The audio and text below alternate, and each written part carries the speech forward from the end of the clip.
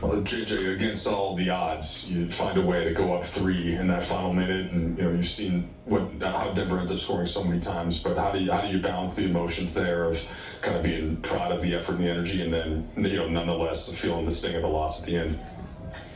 Yeah, I'm proud of the group for their level of fight and resiliency, particularly not getting off to a great start there in the second half. Our transition defense was pretty bad from the first 6 minutes on.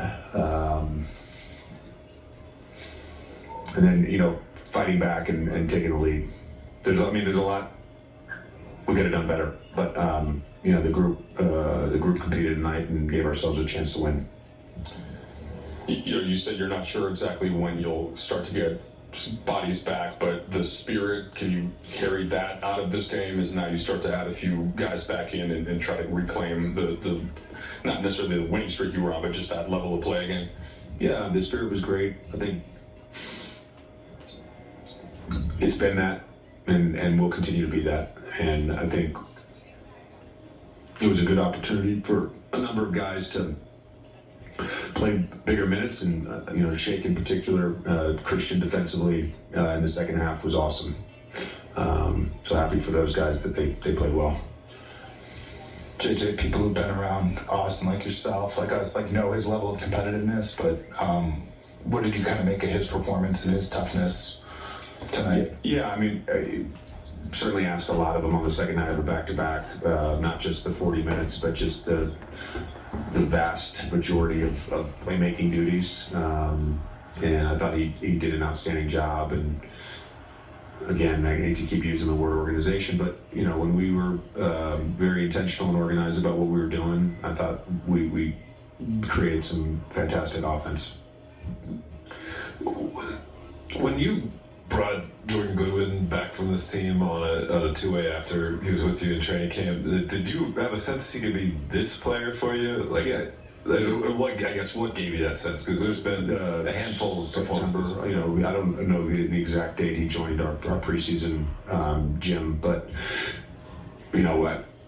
what happened sooner had he not hurt his hamstring? The coaching staff was all fighting for him. How's Dalton after the fall? His back and head apparently are okay. I guess he cramped on takeoff. Koloko, I think, ends up being like plus 13. It just seemed like he made a difference defensively around the rim. Hasn't played a lot lately, but what did you make of him hanging in there tonight in a tough matchup? And does that give you any confidence as you move forward here? Yeah, it does. I think, again, Goody, Christian, Trey, we've gotten incredible value out of those guys and love having them in our program. JJ, you said pregame, you mentioned that maintaining perspective with the messaging, with the group. What was the messaging after tonight? Just that very, very proud of their fight and the way they started the game and the resiliency they showed to get back in the game. And there's I think the play that Jokic got the N1,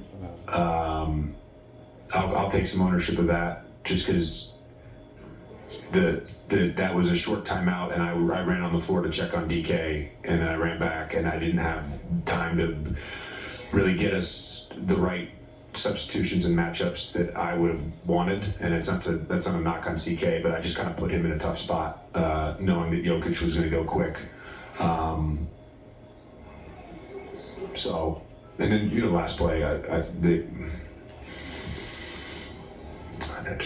no comment on that one.